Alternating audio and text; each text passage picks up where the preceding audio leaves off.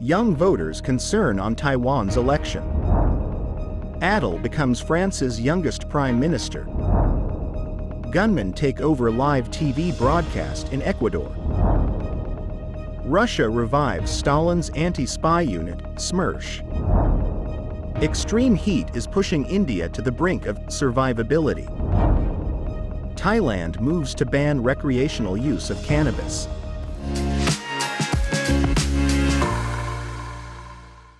Hello, I'm Johnny. Thank you for joining us on Funday News. It's Thursday, January 11th, and here are your top stories. According to a CNN report, the issue of identity and Taiwan's relationship with China has been one of the most significant political divisions on the island, and surveys show it was closely linked to voting patterns in previous elections. But as the island democracy of 23.5 million people prepares to elect a new leader this Saturday, experts say identity could be playing less of a role in the outcome. Traditionally, political surveys show that people who identify themselves as only Taiwanese but not Chinese are more likely to support the ruling Democratic Progressive Party, which is a pro-independence leaning. Current incumbent DPP President Tsai Ing-wen has faced frequent angry warnings from Chinese officials since coming to power 8 years ago, and can't run again due to term limits. CNN recently interviewed dozens of young Taiwanese in their 20s and 30s across the political spectrum to understand their voting proprieties. While almost everyone identified as Taiwanese, not Chinese, the majority told CNN they did not view China as the most important factor in this election because they did not think the status quo will change in the short term. Some young Taiwanese voters believe the ongoing debate about Taiwan's future is ideological because the only feasible option is to maintain the current status quo, an arrangement under which Taiwan remains self-ruled, with its ultimate status undetermined. A formal declaration of independence would almost certainly trigger war, and there's scant support for any wholesale transfer of power to Beijing. Gabriel Attal, the 34-year-old French education minister, has been named the country's new prime minister, a history-making appointment by President Emmanuel Macron as he looks to jumpstart his government's flagging popularity. Attal will be France's youngest ever prime minister and the first openly gay man to serve in the post, making him one of the world's most prominent and powerful LGBTQ politicians. Attal, a rising star in Macron's Renaissance Party, has served as Minister of Education and National Youth since July. During his tenure, he enacted a controversial ban on the wearing of the abaya in French public schools and has worked on raising awareness of bullying in schools.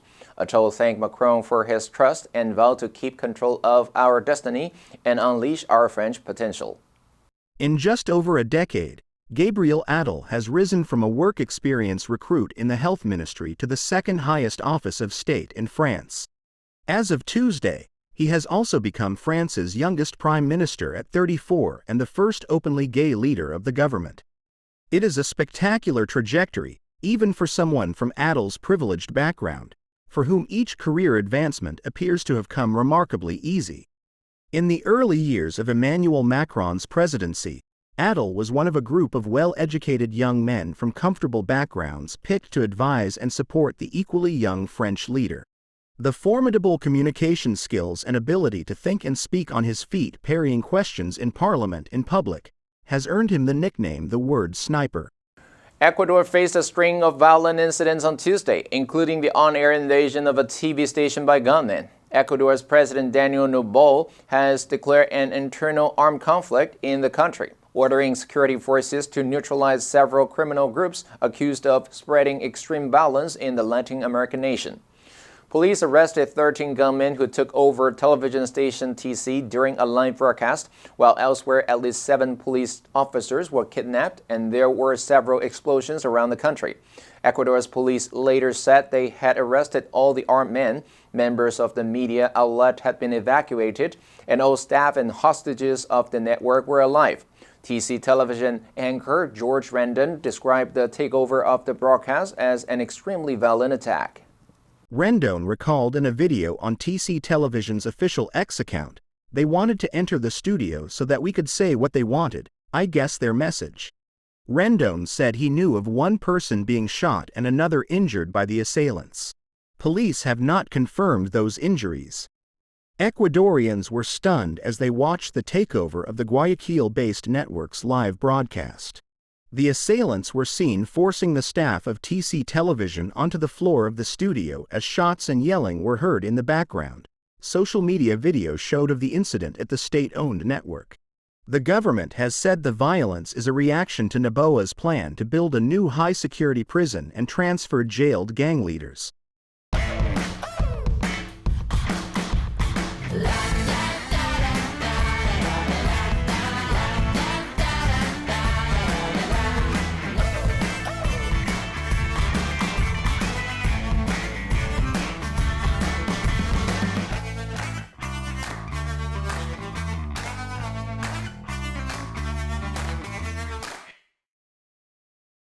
According to Western analysts, Russia has resurrected SMERSH, the fear counterintelligence unit created by Joseph Stalin during World War II to hunt down spies and saboteurs.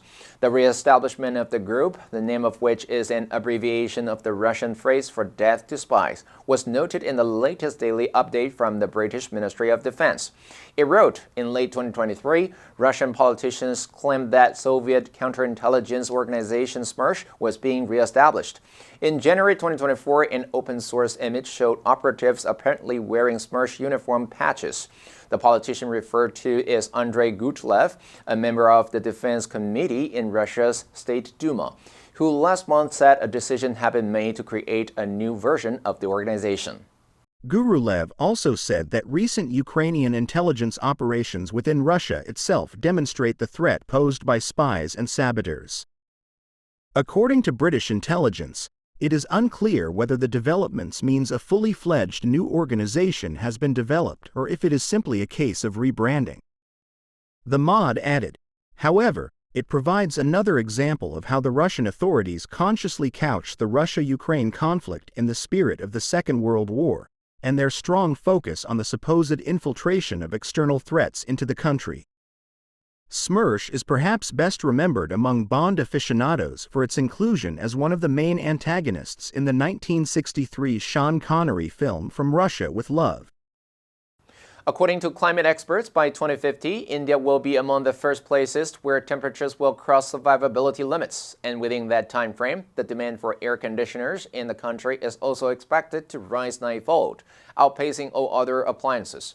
According to a recent report by the International Energy Agency, India emits nearly 2.4 billion tons of carbon dioxide a year based on data collected by the European Union, contributing about 7% of global emissions. At the COP28 climate talks in Dubai that concluded recently, India wasn't among the list of countries that signed a pledge to cut their emissions from cooling systems. Addressing the opening session of the summit, Prime Minister Narendra Modi said all developing countries must be given a fair share in the global carbon budget. Vast swaths of India's population remain reliant on AC for their physical and mental well-being. And the country's more tropical southern regions remain hot year-round. Over the past 5 decades, the country has experienced more than 700 heat wave events claiming more than 17,000 lives, according to a 2021 study of extreme weather in the Weather and Climate Extremes Journal. This June alone, temperatures in some parts of the country soared to 47 degrees Celsius, killing at least 44 people and sickening hundreds with heat-related illnesses. And by 2030, India may account for 34 million of a projected 80 million global job losses from heat stress, according to a World Bank report in December 2022. Thailand's new government is moving ahead to pass new legislation banning cannabis for recreational use in a major reversal 18 months after the country became the first one in Asia to decriminalize the plant. The relaxed laws saw a lucrative cannabis industry catering to locals and foreigners alike boom across the Southeast Asian nation.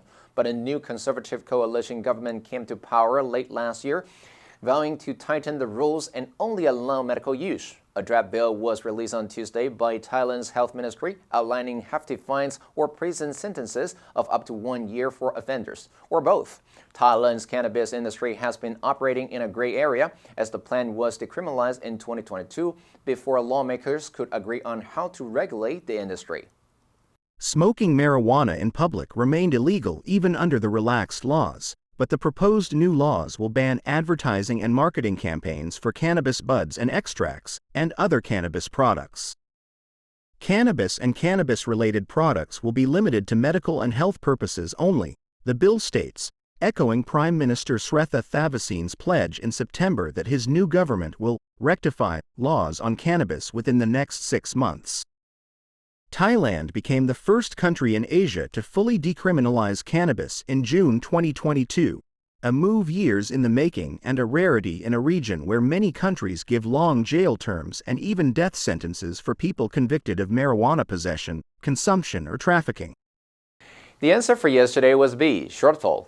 We have to borrow money to cover the shortfall between expenditure and revenue. Did you answer correctly? Now let's delve into the news of young voters concerned on Taiwan's election. Number 1, status quo. 现状，原来的状况. By 492 votes to 391, the Federation voted to maintain the status quo. Number 2, scant. 一丁点的，微小的，不足的，欠缺的. I pay scant attention to what she was saying. Number 3, ideological. 意识形态的，思想体系的. Others left the party for ideological reasons. Next, we have a multiple choice question for everyone to practice. Which answer would you choose? You can write your answer in the comments section. The correct answer will be announced tomorrow. And that's all for today's Funday News. Be sure to tune in to Funday News from Monday to Friday and click the link below to join Funday for free. I'm Johnny Wu, your host. I'll see you next time.